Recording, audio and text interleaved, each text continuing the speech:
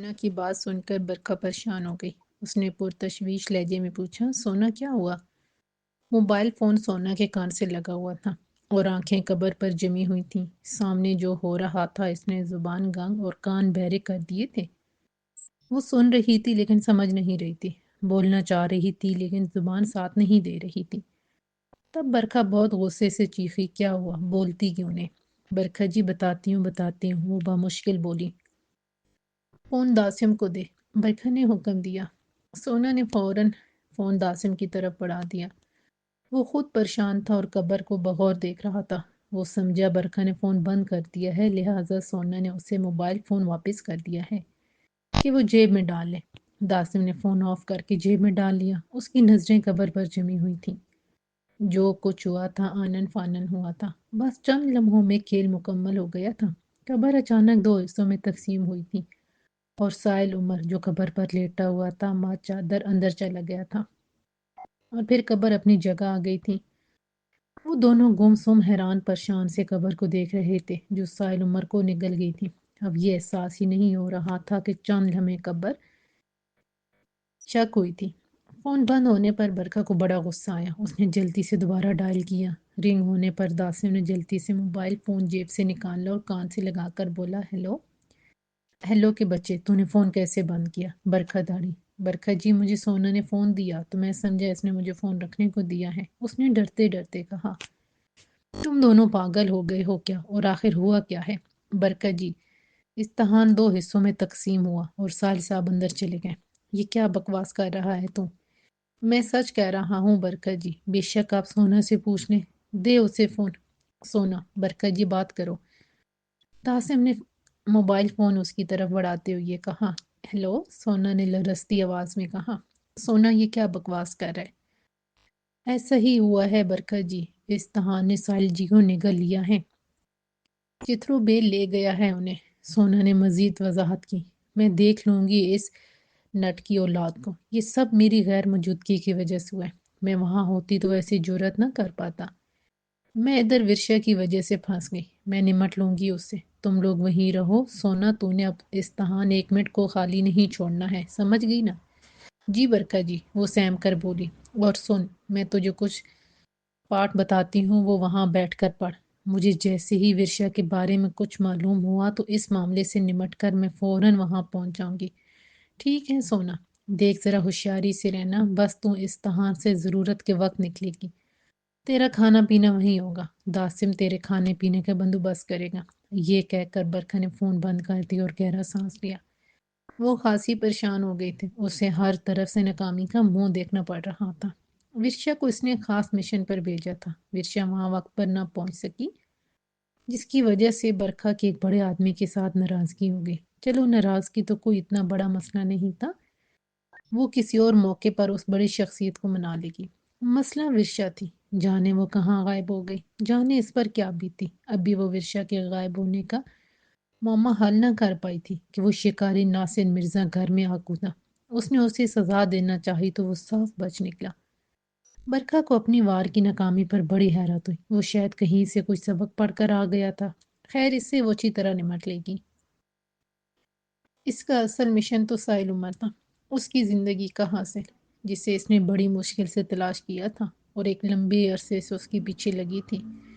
اب جب کہ کامیابی نزدیک تھی، وہ اس بلی کو دیکھ کر مانا کو حاصل کر سکتی تھی اور مانا کے ذریعے کتاب سحر ربطول تک رسائی ممکن تھی کہ درمیان میں یہ حادثہ پیش آ گیا۔ چترو بھیل آخر رہا جنگلی کا جنگلی۔ یہ ٹھیک ہے کہ وہ صحرا کا بڑا جادوگر تھا اور اس کا استحان سائل عمر کے بلی کے لیے ایک سیڑھی تھا، لیکن معلوم ہوتا ہے کہ چترو بھیل کی سائل عمر کو دیکھ کر خود نیت خراب ہو گئی۔ سوال یہ ہے کہ اسے دنیا سے اٹھے ہوئے 5 سال ہو چکے تھے، سائل عمر سے اب وہ کیا فائدہ حاصل کر سکتا ہے، وہ اسے کیوں لے گیا؟ وہ سوچتی رہی اور اپنی ناکامیوں پر پریشان ہوتی رہی۔ بالآخر اس کا دماغ سن ہو گیا، اس نے پوری رات جاگ کر گزاری تھی۔ اس کی آنکھوں میں نیند اترنے لگی، تھوڑی دیر میں وہ سو گئی۔ وہ جانے کب تک سوتی رہی کہ کسی نے گیٹ پر لگی کال بیل کا بٹن دبایا۔ وہ ہڑبڑا کر اٹھ بیٹھی، اس نے دیوار پر لگی گھڑی پر نظر ڈالی، وہ کئی گھنٹے سو چکی تھی۔ وہ تیزی سے اٹھ کر گیٹ کی طرف بھاگی، کال بیل ایک مخصوص انداز میں بجائی جا رہی تھی اور یہ وہ انداز تھا جس سے برکھا کے دل کی دھڑکن تیز تر ہوتی جا رہی تھی۔ گیٹ پر پہنچنے سے پہلے برکھا نے زور سے آواز لگائی، آ رہی ہوں۔ پھر گیٹ کھولنے سے پہلے اس نے گیٹ کے درمیان سے جھانک کر دیکھا، وہ سامنے ہی کھڑی تھی۔ برکھا نے بڑی بے قراری سے گیٹ کھولا۔ گیٹ کھلتے ہی وہ اندر آ گئی اور اس سے لپٹ گئی۔ وہ ورشا تھی۔ او میری جان، تو کہاں چلی گئی تھی؟ برکھا نے اسے اپنی باہوں میں سمیٹ لیا۔ مائی سویٹ ممی، یہ کہہ کر وہ آہستگی سے الگ ہو گئی، جبکہ برکھا چاہتی تھی کہ وہ اس کے سینے سے لگی رہے تاکہ وہ اسے بینچ بینچ کر پیار کر سکے، مگر برکھا کے جسم سے اٹھتی بدبو نے اسے مجبور کر دیا کہ وہ فوراً اس کے سینے سے الگ ہو جائے۔ برکھا نے جلدی سے گیٹ بند کیا اور اس کا ہاتھ پکڑ کر بڑے پیار سے دیکھتی ہوئی اپنے بیڈ روم میں لے آئی۔ راستے میں اس نے اسے کوئی بات نہ کی۔ عائشہ انہی کپڑوں میں تھی جن میں گھر سے نکلی تھی، لیکن ان کپڑوں کی حالت تباہ رہی تھی۔ برکھا نے اسے فوراً بیڈ پر لٹا دی اور نرم ملائم تکیے اس کے سر کے نیچے رکھ دیے اور ورشا کا حسین ہاتھ پکڑ کر اسے پیار بھری نظروں سے دیکھنے لگی۔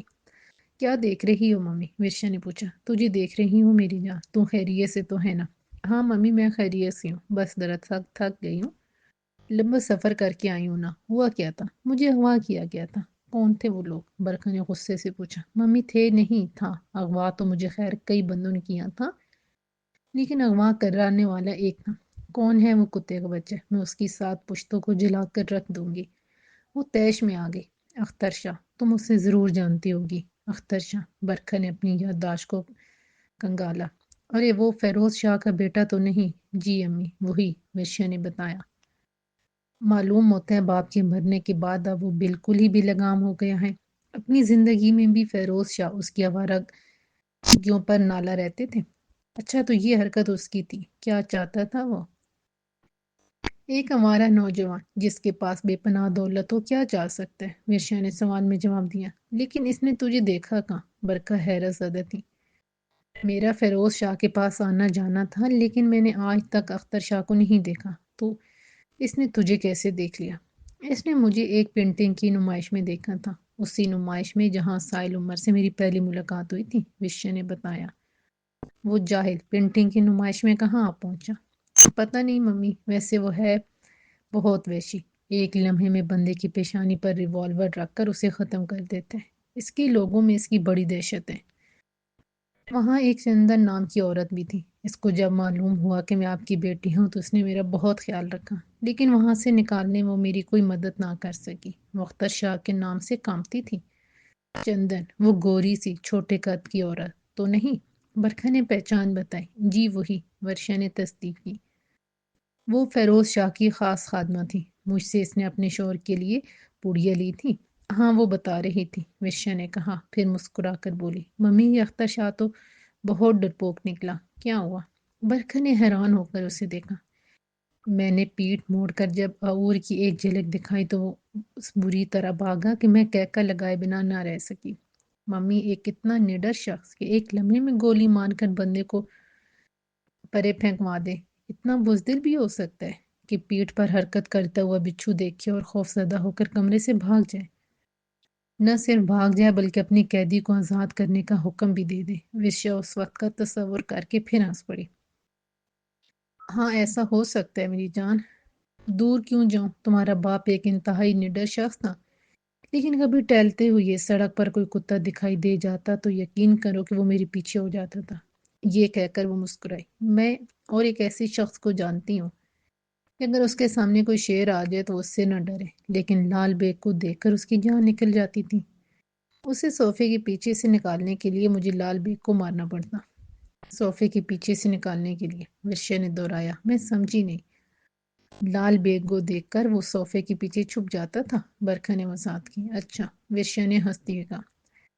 ورشا، تیرا یوں اچانک غائب ہو جانے کی وجہ سے میں بہت پریشان ہو گئی تھی۔ رات بھر میں نے جا کر گزاری ہے، بس اب تھوڑا سا سوئی تھی۔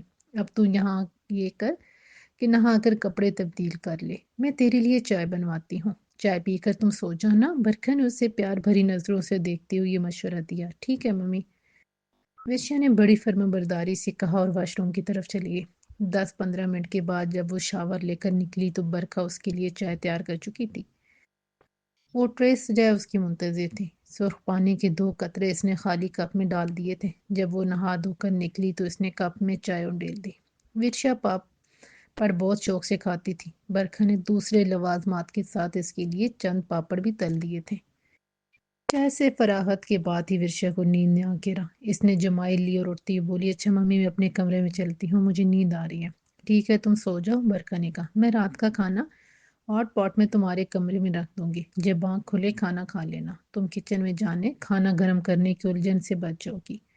اچھا ممی۔ ورشا پر نیند طاری ہو رہی تھی، اسی لیے اس نے آدھی بات سنی آدھی نہیں سنی، اور اپنے کمرے میں آ کر کسی شتیر کی طرح بیڈ پر گری اور سو گئی۔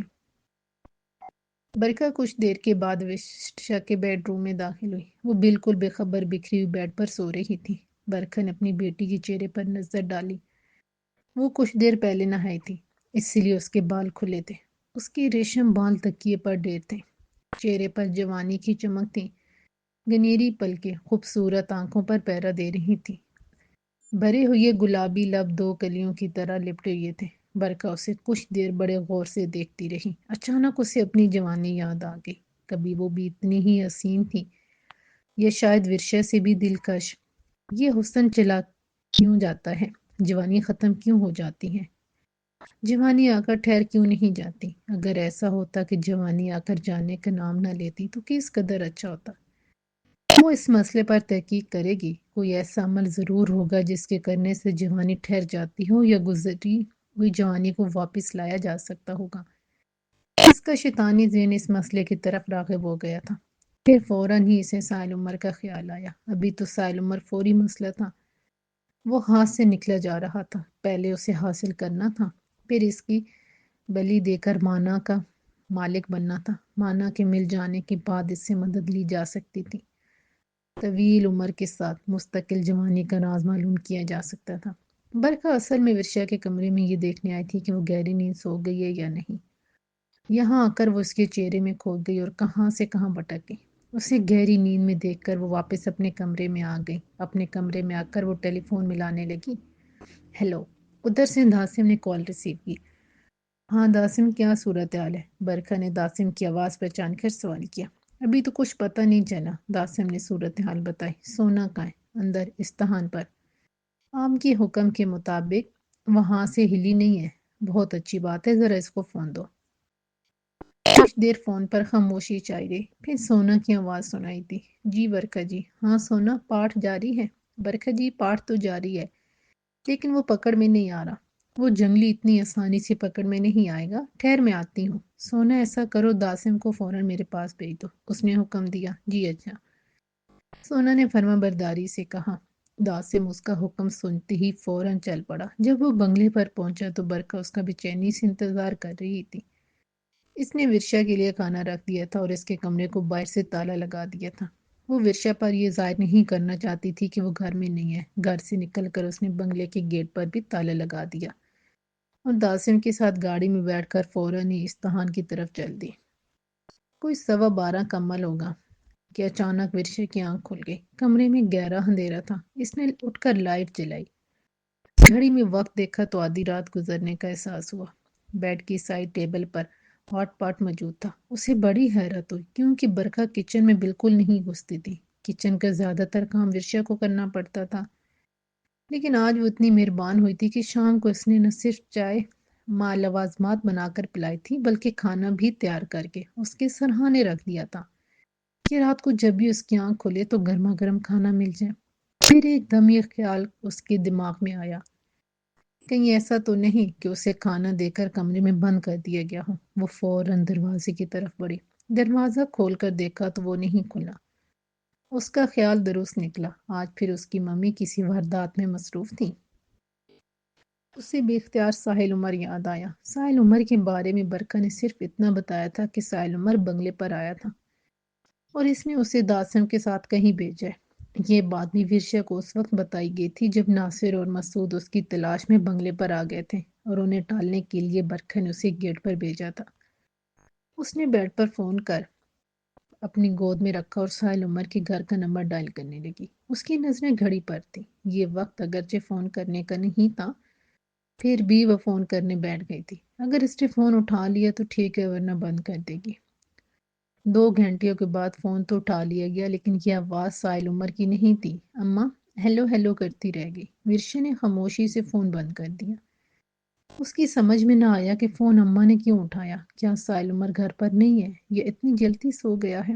وہ سویا کہاں تھا، اسے تو سلایا گیا تھا اور کوشش یہ تھی کہ وہ سوتا ہی رہے۔ اسے سرخ پانی کی قطرے مسلسل دیے جا رہے تھے۔ بیچ میں ذرا وقفہ آیا تو وہ جاگ گیا تھا اور ہوش آنے پر اس نے خود کو کسی قبر پر لیٹا پایا تھا۔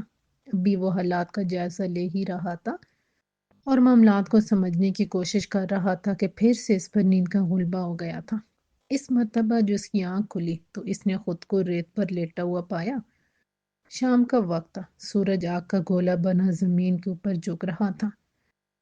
سائل عمر کی پیروں کی طرف کوئی بیٹھا تھا۔ وہ جو بھی تھا اپنا منہ گھٹنے میں دبائے ہوئے تھا۔ اس کا سر گنجا تھا، وہ گیرو رنگ کے کپڑے پہنے ہوئے تھا، اس کے کندھے پر گیروئے رنگ کی ہی چادر تھی۔ ابھی سائل عمر اس شخص کو حیرت سے دیکھ رہا تھا کہ اس نے اچانک اپنا سر گھٹنوں کے درمیان سے نکالا اور گردن موڑ کر سائل عمر کی طرف دیکھا۔ وہ ایک لمبے چہرے کا کرخ صورت شخص تھا۔ وہ کلین شیو تھا، حتیٰ کہ اس کی بھویں تک صاف تھی۔ اس کے چہرے میں جو سب سے زیادہ نمایاں چیز تھی وہ اس کی آنکھیں تھیں، انتہائی بڑی اور بالکل گول۔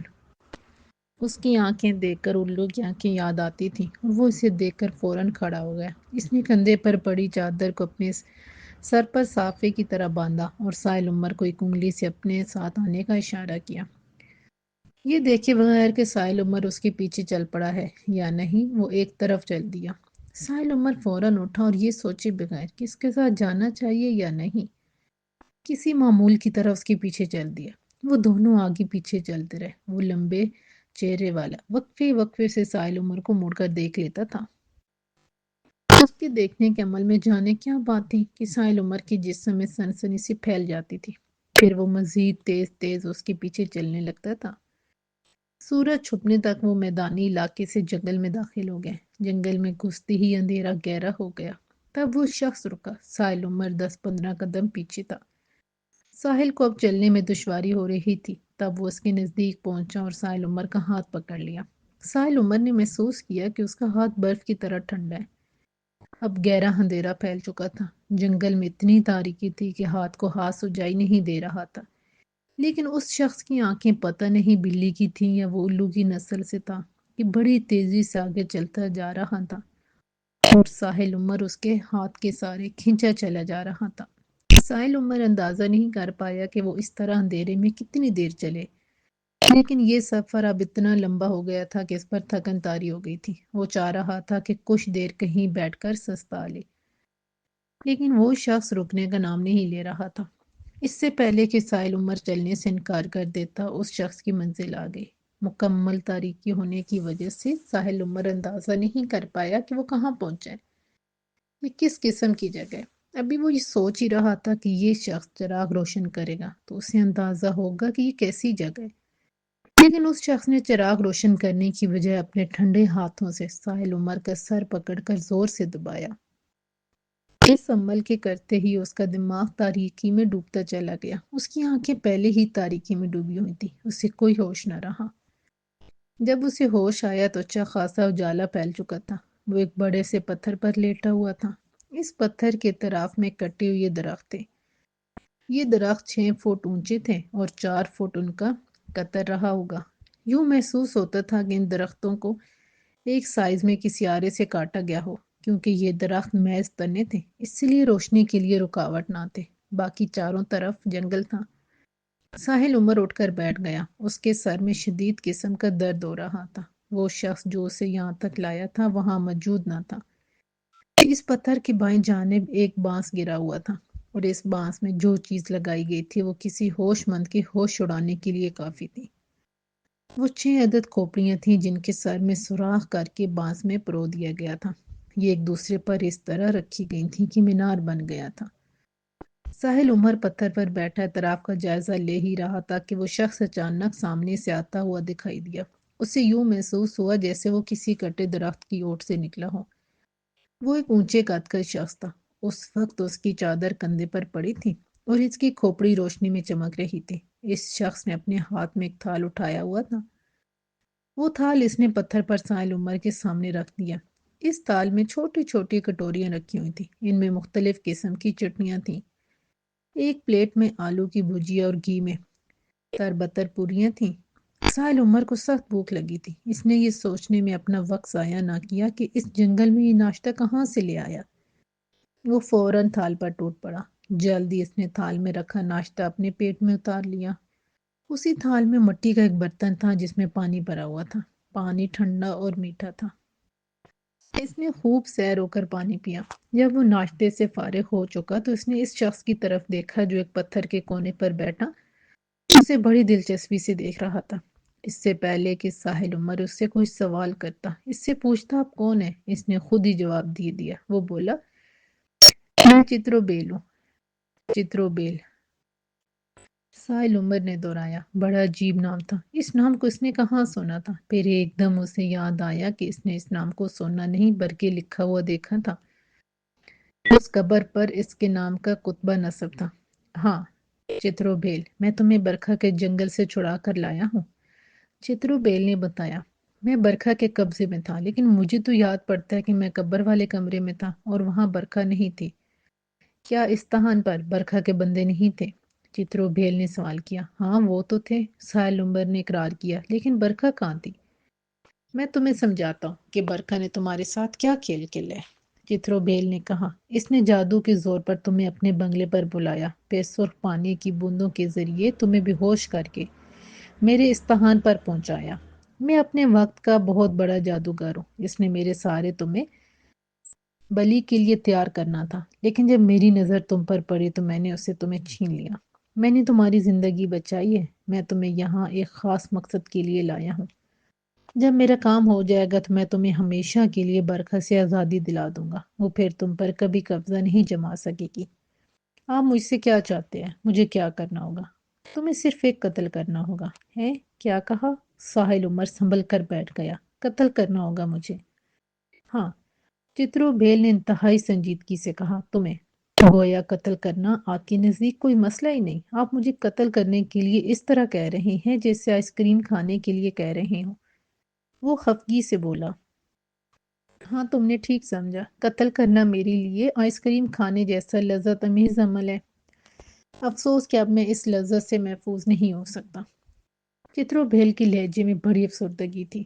کچھ دیر خاموش رہ کر وہ پھر بولا، یہ جو تم بانس میں لگی ہوئی 6 کھوپڑیاں دیکھ رہے ہو، یہ سارے بندے میں نے قتل کیے ہیں۔ ان کو میں نے کیسے قتل کیا، کس طرح ڈھونڈ کر مارا، یہ ایک طویل داستان ہے۔ اس داستان میں تمہیں الجھانا نہیں چاہتا۔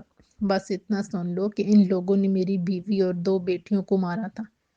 مجھے ان سے انتقام لینے میں 7 سال لگے۔ پھر مجھے ایک عورت ملی۔ اس عورت نے میرے دل پر قبضہ کر لیا۔ میں اسے پہچان نہ سکا۔ وہ 6 بھائیوں میں سے ایک کی بیوی تھی۔ اس نے اپنے شوہر کی موت پر قسم کھائی تھی کہ وہ مجھے ختم کر کے رہے گی، اور پھر اس نے ایسا کر دکھایا۔ میں اپنے علاقے کا بڑا جادوگر تھا، جادو کے نشے میں مست۔ اس نشے میں کاویری کو پہچان نہ سکا۔ وہ ایک دن مجھے دریا کے کنارے بے ہوش ملی۔ میں روز دریا کنارے پوجا پاٹ کے لیے جاتا تھا۔ وہ اس بات کو جانتی تھی کہ میں خاص وقت میں دریا کنارے آتا ہوں۔ تب اسی وقت اس نے ناٹک کھیلا اور میں اس کے جال میں پھنس گیا۔ پانی میں بھیگی ہوئی کاویری نے میرے ہوش اڑا دیے۔ میں پوجا پاٹ بھول کر اسے اپنے استحان پر اٹھا لیا، اور پھر وہ میرے من و مندر کی داستان بن گئی۔ جب اس نے مجھ پر اچھی طرح قبضہ جما لیا اور میرے بارے میں ہر وہ راز جان لیا جو جاننا چاہتی تھی، تو ایک رات اس نے اپنا ہاتھ دکھایا۔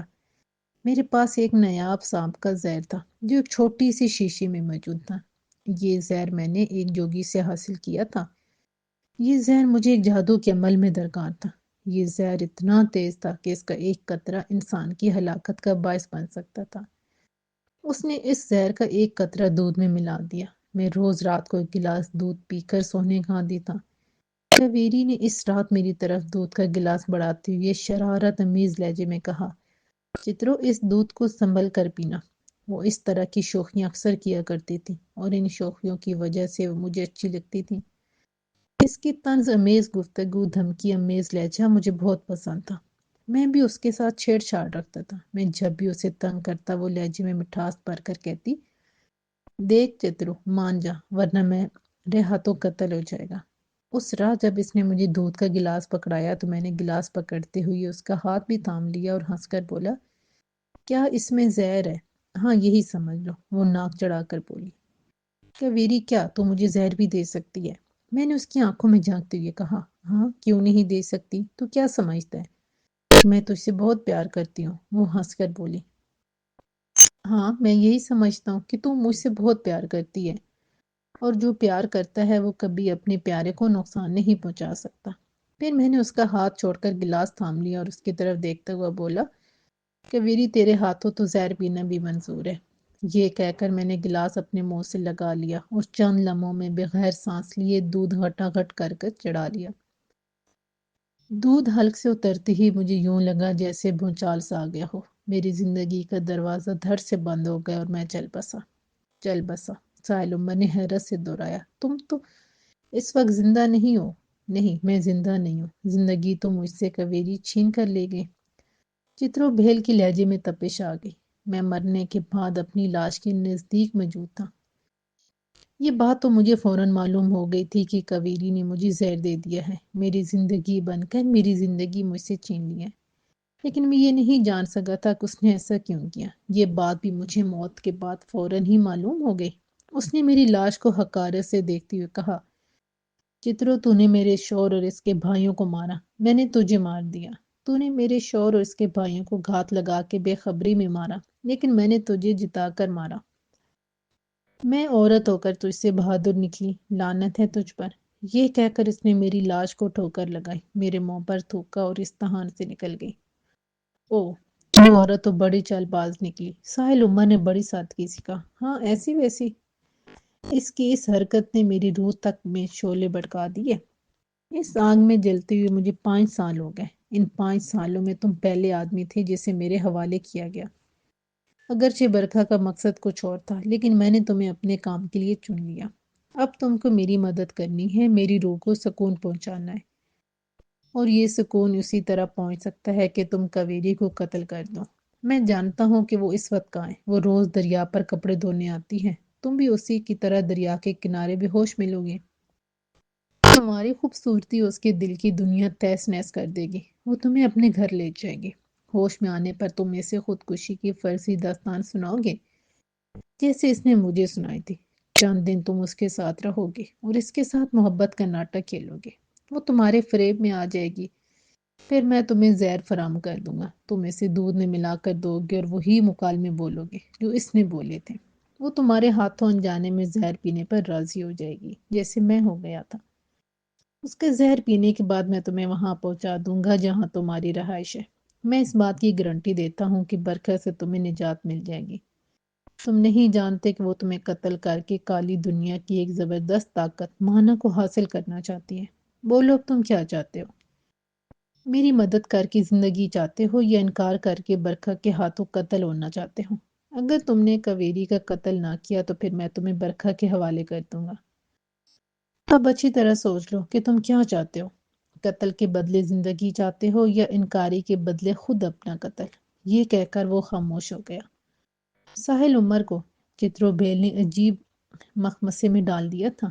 یہ انکشاف بھی اس کے لیے ہولناک تھا کہ برکھا اپنی سائرانہ قوتوں میں اضافے کے لیے اسے بھینٹ چڑھانا چاہتی ہے، اس کی بلی دینا چاہتی ہے، اسے قربانی کا بکرا بنانا چاہتی ہے۔ اب اس کی سمجھ میں آیا کہ وہ یوں آدھی رات کو اس کو ٹیلی فون کال پر کس طرح سب کچھ چھوڑ چھاڑ دیوانوں کی طرح اس کے بنگلے پر پہنچ گیا تھا۔ وہ اس کی سائرانہ قوتوں کی زیر اثر آ گیا تھا۔ اس کے اثر سے نکلنے کے لیے چترو بھیل اس کی مدد کرنے کو تیار تھا، لیکن اس آزادی کے عوض وہ اسے قاتل بنا دینا چاہتا تھا۔ اب وہ انکار کر سکتا تھا نہ انکار۔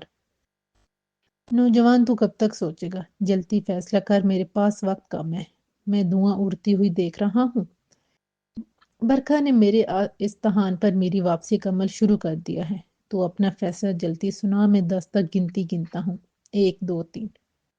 اس سے پہلے کہ وہ 10 تک پہنچتا ایک آواز گونجی، میں کاویری کو قتل کروں گا۔ یہ آواز ساحل عمر کی نہ تھی،